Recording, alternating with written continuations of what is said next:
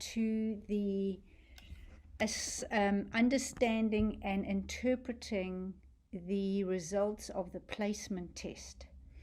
So we are going to just have a look at a placement test. So we'll go into the placement test now and look at the results of the placement test. So we're going to have a look at the results of the language arts placement test.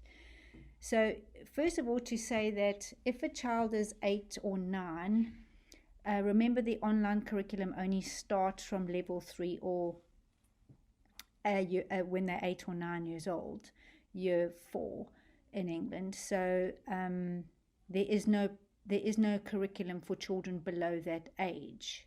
So that's important to say at first. Then if the children have already been at school or have been doing education of some description, it's important to do the placement test. You don't have to do the placement test, but best practice is to do the placement test, because you are then measuring what they know and you are going to not repeat that. That is the purpose of the placement test. It's an assessment of what they know and what they don't know on this curriculum.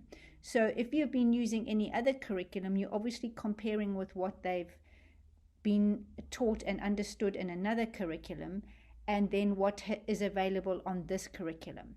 So that is the purpose of the placement test, to assess what they know and therefore to skip that work and only give them the work that they haven't been taught or they didn't understand it when they were taught that. So if we go into the first unit, which is level 3, and we have a look at the results of this child's placement test for language arts, you can see there are 9 units here, and here the results are at the end. Now, I have set the universal threshold for quizzes at 70%. So if the children do not score above 70%, it will, like these ones with the red cross, come up with the score and a red cross, which means that they have scored below the threshold of 70%, which is the threshold for quizzes. Now, you can see that in this level 3, Unit 1, Unit 2, I'm going to comment on Unit 6, which is only 60%, I appreciate that, but Unit 7 and Unit 8 and Unit 9, they are all either 50% or higher. Now that means that this student taking this placement test for level 3 language arts has actually got an understanding of 50% or more of the content of that particular unit. And I would then suggest that you don't repeat that, because it does repeat at a sort of going forward. So I would not be assigning those with the crosses, because they're all 50% or higher, except for this one here, Unit 5 and Unit 4 and Unit 3 in this particular assessment. Those are below 50. So if I were now to assign work against the results of this level 3 placement test, so let's just close the placement test. Oh no, I won't close the placement test because I want you to compare it to the actual work. So that was the placement test we've just seen, the results of it, and now here is the actual curriculum. We'll try and keep those two so you can compare them. So Unit 1 here was the vowels and the main idea and capitalization. He got 100%, or the student got 100%. If you look at this one in the curriculum, what you want to do is you actually want to skip that. Okay, so you actually want to put he had worked a little bit in there, but ideally he shouldn't have worked in there, and so therefore that box should have a tick in, which indicates that that work was skipped. If you look at this Unit 2 is sentences, capitalization, ABC, order. You'll see in Unit 2 he got 73.3% for that. It has been skipped. Let's go down to Unit 3. He got 46.7. So that is below 50. And so Unit 3 should not be skipped. It is not skipped. Unit 4 on the assessment was 40%. That is below 50%. So Unit 4 should not be skipped. He needs to complete that. Let's just go up a little bit more. Unit 5, we can see here, was 30%. Again, below 50%. So Unit 5 should be available for him to do. 6, 7, 8, and 9, we agreed that they were all 50 or above. So you can see here, Unit 6, 7, 8, and 9 are all skipped, and the review unit, Unit 10, which is most of the work, has a review unit at the end of all the work. So that's also skipped because you want to focus on those units that scored below that 50%. So you can see how to interpret the results of the placement tests is that you're trying to assign only work that the student has missed. In other words, hasn't got 50, I'm suggesting 50%.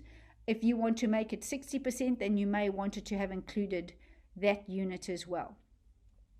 But the idea behind interpreting the placement assessments or the placement tests is that you don't repeat the work that they already know. So those ones that have got the ticks or above 50 or 60% if you prefer. And so you skip those in the actual curriculum. And then those results that are below 50 or 60 if you prefer, then you assign only that work in that particular unit. So I'm hoping that you get an idea then of how the placement assessment or placement tests work. Notice that student did not stop at level 3. He continued into level 4, and he has completed the first 2 units. So the first one he got 60%. So he won't need to do that when a level 4 gets assigned. And then in the next unit, Unit 2, Reading for Meaning, he got 90%. So he hasn't quite got to the end of his placement tests yet. He's working through them. And that's the other important thing with placement tests. These mustn't be rushed. You must give the children possibly up to a week to be going through the placement tests so that you get a very good reading, an accurate reading of where to place them on the curriculum. Now, some other points with the placement tests is that you will notice that I have only assigned language arts placement test and the maths placement test. And the reason for that is because those 2 subjects are what I call concept subjects. So if you haven't understood a previous concept going forward, you're going to struggle. So we go back and assess those so that if there are any gaps in the learning, we address that in the curriculum. You will notice that he has been given Bible, language arts and science, and he's still working through the language arts. But the Bible and the science and the history and geography, if it's not on level 3, in the UK, level 3 history and geography is not UK friendly.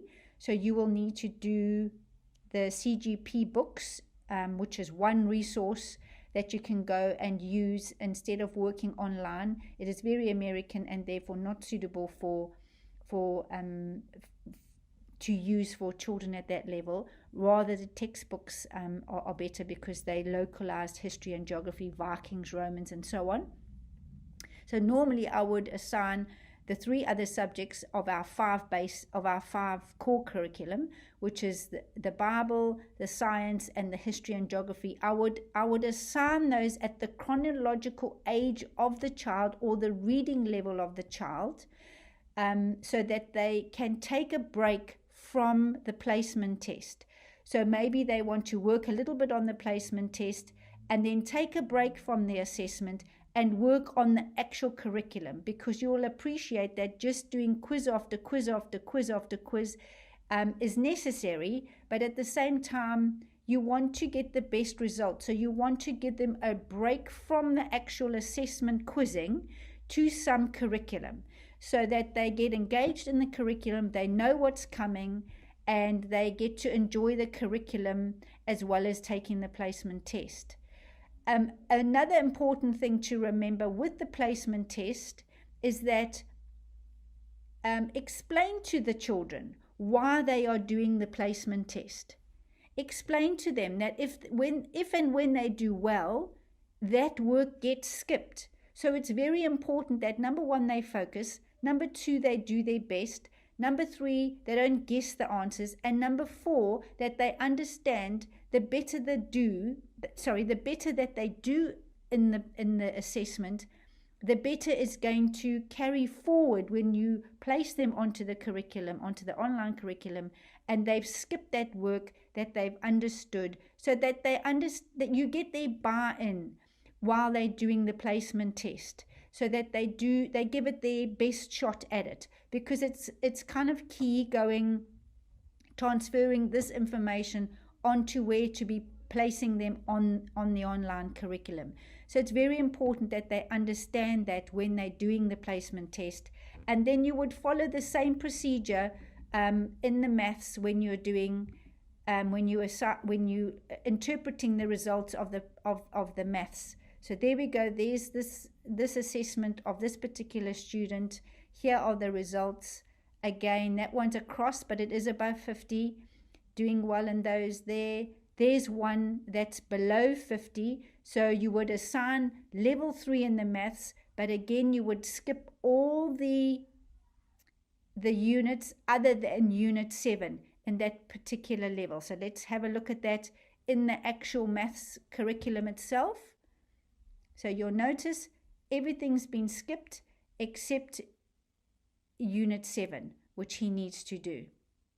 So if you wanted to check that your child has fully understood all the content of the curriculum and all the units, you can leave unit 10 open for them to complete, and then that would give you, that would be a summary or a review of all the other 9 units to reinforce the fact that they actually have understood all those, the content of all of those 9 other units.